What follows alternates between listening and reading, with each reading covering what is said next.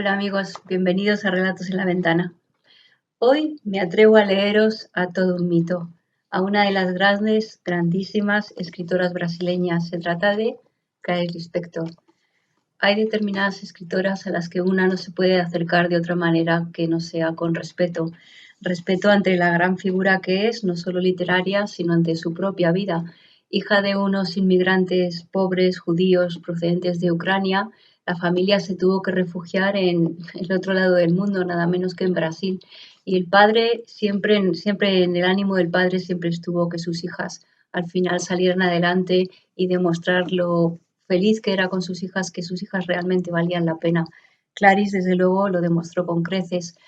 Además de licenciarse en la bastante elitista Facultad de Derecho allí en Brasil, fue una de las primeras mujeres y también fue una de las pocas judías que hubo, pero además ella ejerció como periodista con notable éxito y cultivó otras artes, no solamente la literatura.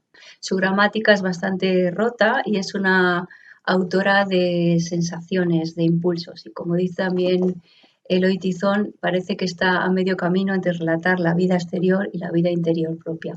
Se relata mucho a sí misma, habla posiblemente todo el rato de la propia escritora que es y del papel que tiene ella en el mundo y por extensión muchas de las mujeres que describe. Este libro de relatos, cuentos completos, publicados por la editorial Fondo de Cultura Económica, reúne varios de sus libros de relatos más interesantes, desde los primeros, que escribió muy jovencita, con 19 años, hasta los últimos, bastante fragmentados, que se encontraron después de su muerte. El que hoy he elegido para vosotros pertenece a la colección Lazos de Familia, probablemente su colección más famosa, desde luego en Brasil la conoce todo el mundo, y lo he elegido porque me parece muy representativo del estilo y del subtexto de esta escritora. Os leo Amor. Un poco cansada, con las compras deformando su nueva bolsa tejida, Ana se subió al tranvía. Depositó el bulto en su regazo y el tranvía emprendió la marcha. Entonces se recargó en el asiento, buscando la comodidad con un suspiro de satisfacción a medias. Los hijos de Ana eran buenos, eran una cosa verdadera y jugosa. Crecían, se bañaban, exigían malcriados, instantes cada vez más completos. La cocina era al fin espaciosa, la estufa descompuesta tronaba. El calor era fuerte en el departamento que poco a poco iban pagando. Pero el viento, al chocar con las cortinas que ella misma había cortado, le recordaba que si quería, podía hacer una pausa y secarse la frente mirando el sereno horizonte, como un labrador. Había plantado las semillas que tenía en la mano, no otras, solo esas. Y crecían árboles. Crecía su rápida conversación con el cobrador de la luz. Crecía el agua que llenaba el lavadero. Crecían sus hijos. Crecía la mesa con comida. Su marido, que llegaba con los periódicos y sonriendo de hambre. El canto inoportuno de las sirvientas del edificio. Ana le daba a todo tranquilamente, su mano pequeña y fuerte, su corriente de vida. Cierta hora de la tarde era más peligrosa. A cierta hora de la tarde los árboles que había plantado se reían de ella. Cuando ya nada necesitaba su fuerza, se angustiaba. Pero se sentía más sólida que nunca, su cuerpo se habría vuelto un poco más grueso y había que ver cómo cortaba las camisas para los niños, la enorme tijera haciendo crujir la tela. Todo su deseo vagamente artístico se había orientado desde hacía mucho a hacer que los días fueran consumados y hermosos, y con el tiempo su gusto por lo decorativo se había desarrollado y había ido suplantando a su íntimo desorden. Parecía haber descubierto que todo era susceptible de mejora, a cada cosa se le prestaría una apariencia armónica, la vida podía ser moldeada por la mano del hombre. En el fondo, Ana siempre había sentido la necesidad de sentir la raíz firme de las cosas, y lo había logrado perplejamente gracias a un hogar. Por caminos torcidos había ido a parar a un destino de mujer, con la sorpresa que cabía en él como si se lo hubiera inventado. El hombre con el que se casó era un hombre de verdad, los hijos que tuvo eran hijos de verdad. Su anterior juventud le parecía extraña, como un padecimiento de la vida. Había salido de ella poco a poco para descubrir que también sin felicidad se vivía. Al abolirla, encontró una legión de personas, antes invisibles, que vivían como quien trabaja con persistencia, continuidad y alegría. Lo que le había sucedido a Ana antes de tener un hogar quedó para siempre fuera de su alcance. una exaltación perturbada que tantas veces se confundía con una felicidad insoportable. Creó, en cambio, al fin algo comprensible, una vida de adulto. Así lo había querido y elegido. Su precaución se limitaba a tener cuidado a la hora peligrosa de la tarde, cuando la casa estaba vacía y ya no la necesitaba, el sol alto, los miembros de la familia repartidos en sus funciones. Al ver los muebles limpios, el corazón se le encogía un poco en estupor.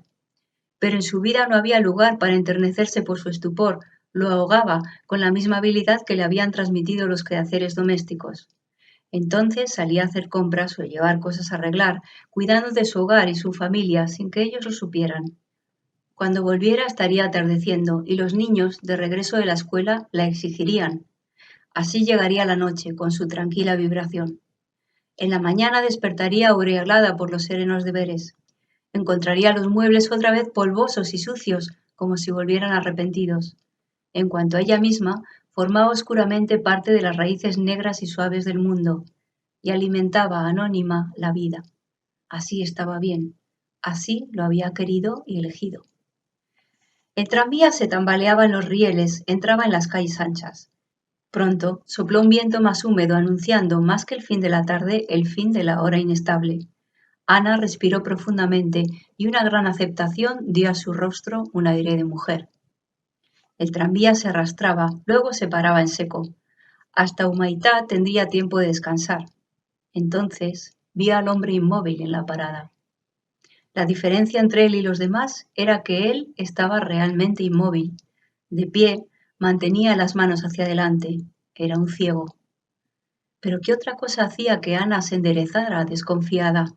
Algo intranquilo estaba sucediendo. Entonces lo vio. El ciego mascaba chicle. Un hombre ciego mascaba chicle. Ana todavía tuvo tiempo de pensar por un segundo que sus hermanos irían a cenar. El corazón le latía violento, espaciado.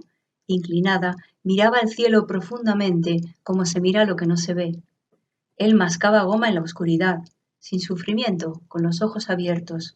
El movimiento de su mandíbula hacía parecer que sonreía y de repente dejaba de sonreír, sonreía y dejaba de sonreír.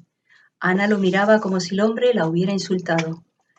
Y quien la viera tendría la impresión de que era una mujer con odio, pero seguía mirándolo cada vez más inclinada. El tranvía dio un arrancón repentino y la lanzó desprevenida hacia atrás. La pesada bolsa de tejido cayó de su regazo, se desplomó en el suelo. Ana soltó un grito. El chófer dio la orden de detenerse antes de saber qué sucedía. El tranvía frenó. Los pasajeros voltearon asustados. Incapaz de moverse para recoger sus compras, Ana se enderezaba pálida. Una expresión que hacía mucho no usaba resurgía en su rostro con dificultad, aún incierta e incomprensible. El muchacho de los periódicos reía, entregándole el bulto, pero los huevos se habían roto en el paquete de periódico. Yemas amarillas y viscosas goteaban entre los hilos de la red. El ciego había dejado de masticar y adelantaba las manos inseguras, intentando inútilmente asir lo que pasaba. El paquete de los huevos fue retirado de la red y entre sonrisas de los pasajeros y una señal del chófer, el tranvía volvió a arrancar. Pocos instantes después ya no la miraban. El tranvía se sacudía en los rieles y el ciego que mascaba chicle había quedado atrás para siempre. Pero el daño estaba hecho. La red tejida se sentía áspera entre sus dedos, no íntima como cuando la hizo. La red había perdido su sentido y estar en un tranvía era un hilo roto, no sabía qué hacer con las compras en su regazo. Y como una extraña música, el mundo recomenzaba a su alrededor. El daño estaba hecho. ¿Por qué? ¿Se habría olvidado de que había ciegos? La piedad la sofocaba. Ana respiraba pesadamente. Aun las cosas que existían antes del acontecimiento estaban ahora en guardia, tenían un aire más hostil, perecedero. El mundo se había convertido de nuevo en un malestar. Varios años se desmoronaban, las yemas amarillas se escurrían. Expulsada de sus propios días, le parecía que la gente en la calle estaba en peligro, que se sostenía por un equilibrio mínimo al filo de la oscuridad, y por un momento, la falta de sentido hacía que la gente se sintiera tan libre que no sabía a dónde ir. Notar la ausencia de ley fue algo tan súbito que Ana se sostuvo del asiento de enfrente, como si pudiera caerse del tranvía, como si las cosas pudieran revertirse con la misma calma con que no se revertían. Lo que ella llamaba crisis había llegado al fin. y su marca era el placer intenso con que miraba ahora las cosas, sufriendo estupefacta. El calor se había vuelto más bochornoso, todo había adquirido fuerza y voces más altas. En la calle Voluntarios da Patria una revolución parecía a punto de estallar. Las rejas de las alcantarillas estaban secas, el aire polvoso. Un ciego mascando chicle había hundido al mundo en una oscura avidez. En cada persona fuerte estaba la falta de piedad por el ciego, y la gente le daba miedo por el vigor que poseía. Junto a ella había una señora de azul, con una cara. Desvió la mirada, rápido. En la acera, una mujer le dio un empujón a su hijo. Dos novios entrelazaban los dedos sonriendo, y el ciego, Ana, había caído en una bondad extremadamente dolorosa. Había apaciguado también su vida, había tenido tanto cuidado para que no explotara. Todo lo mantenía en serena comprensión, separaba a cada persona de las demás, la ropa estaba claramente hecha para usarse y era posible elegir en el periódico la función de cine de la noche. Todo estaba hecho de tal modo que un día sucediera al otro, y un ciego mascando chicle despedazaba todo aquello. Y a través de la piedad se le presentaba a Ana una vida llena de dulce náusea hasta la boca. Solo entonces se dio cuenta de que hacía mucho había pasado la parada en la que tenía que bajarse.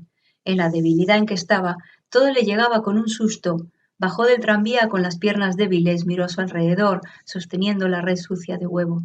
Durante algunos momentos no fue capaz de orientarse. Parecía haber saltado a la mitad de la noche. Era una calle larga, con muros altos, amarillos. El corazón le latía de miedo. Ella intentaba inútilmente reconocer los alrededores, mientras la vida que había descubierto seguía pulsando y un viento más tibio y más misterioso rodeaba su rostro. Se quedó parada viendo el muro. Al fin pudo ubicarse. Caminando un poco más, a lo largo de un seto, atravesó los portones del jardín botánico. Caminaba pesadamente por la alameda central entre las palmeras. No había nadie en el jardín. Depositó los bultos en la tierra, se sentó en la banca de un sendero y allí se estuvo mucho tiempo. La amplitud parecía calmarla, el silencio regulaba su respiración, se adormecía por dentro. De lejos veía la calzada donde la tarde era clara y redonda, pero la penumbra de las ramas cubría el sendero. A su alrededor había ruidos serenos, olores de árboles, pequeñas sorpresas entre las lianas, todo el jardín triturado por los instantes ya más presurosos de la tarde. ¿De dónde venía el semisueño que la rodeaba? Como en un zumbido de abejas y de aves, todo era extraño, demasiado suave, demasiado grande. Un movimiento leve e íntimo la sobresaltó, se volvió rápida, nada parecía haberse movido, pero en la calzada central estaba inmóvil un poderoso gato, su pelo era suave. En un nuevo andar silencioso desapareció. Inquieta, miró a su alrededor. Las ramas se mecían, las sombras vacilaban en el suelo. Un gorrión picoteaba la tierra, y de pronto, con malestar, le pareció que había caído en una emboscada. En el jardín se llevaba a cabo un trabajo secreto del que ella empezaba a percatarse. En los árboles las frutas eran negras, dulces como la miel. Había en el piso semillas secas de circunvoluciones, como pequeños cerebros podridos. La banca estaba manchada de jugos color púrpura. Con una suavidad intensa susurraban las aguas. En el tronco del árbol se clavaban las lujosas patas de una araña. La crudeza del mundo era serena, el asesinato era profundo y la muerte no era lo que pensábamos. El mundo, a un tiempo imaginario, era un mundo para comérselo a mordidas, un mundo de voluminosas dalias y tulipanes. Parásitas frondosas recorrían los troncos, el abrazo era suave, estrecho. Como la repulsión que antecedía a una entrega, era fascinante. La mujer sentía asco y era fascinante. Los árboles estaban cargados, el mundo era tan rico que se pudría. Cuando Ana pensó que había niños y hombres grandes con hambre, la náusea subió a su garganta como si estuviera encinta y abandonada. La moral del jardín era otra. Ahora que el ciego la había guiado hasta allí, temblaba en los primeros pasos de un mundo refulgente, sombrío, donde flotaban monstruosas victorias regias. Las pequeñas flores dispersas por la hierba no le parecían amarillas o rosadas, sino color oro barato y escarlata. La descomposición era profunda, aromática, pero todas las pesadas cosas las veía con la cabeza rodeada por un enjambre de insectos, enviados por la vida más sutil del mundo. La brisa se insinuaba entre las flores, Ana, más que sentirlo, adivinaba su olor dulzón. El jardín era tan hermoso que tuvo miedo del infierno. Era casi de noche ahora y todo parecía lleno, pesado. Una ardilla voló en la sombra. Bajo los pies la tierra era blanda. Ana la aspiraba con deleite. Era fascinante y sentía asco. Pero cuando se acordó de los niños, frente a quienes se había vuelto culpable, se levantó con una exclamación de dolor. Agarró el bulto, avanzó por el sendero oscuro, llegó a la alameda. Casi corría y veía el jardín a su alrededor con su soberbia impersonalidad. Zarandeó los portones cerrados, los zarandeaba aferrándose a la madera áspera. El vigilante apareció sorprendido por no haberla visto. Hasta llegar a la puerta de su edificio, pareció estar al borde de un desastre. Corrió con la bolsa de red al elevador, el alma le palpitaba en el pecho. ¿Qué sucedía? Su piedad por el ciego era tan violenta como un ansia, pero el mundo le parecía suyo, sucio, perecedero, suyo. Abrió la puerta de la casa. La sala era grande, cuadrada, las manijas brillaban limpias, los vidrios de la ventana brillaban, el foco brillaba. ¿Qué nueva tierra era aquella? Y por un instante, la vida sana que había llevado hasta entonces le pareció una forma moralmente loca de vivir. El niño que se acercó corriendo era un ser con piernas largas y un rostro igual al suyo, que corría y la abrazaba. Lo estrechó con fuerza, con estupor. Se protegía trémula, porque la vida era peligrosa. Ella amaba el mundo, amaba todo lo que había sido creado, lo amaba con asco. Del mismo modo que le habían fascinado siempre las ostras, con ese vago sentimiento de repugnancia que la cercanía de la verdad le provocaba, poniéndola sobre aviso. Abrazó a su hijo, casi al grado de lastimarlo, como si tuviera conocimiento de un mal, el ciego o el hermoso jardín botánico. Se aferraba al niño, a quien quería más que nada.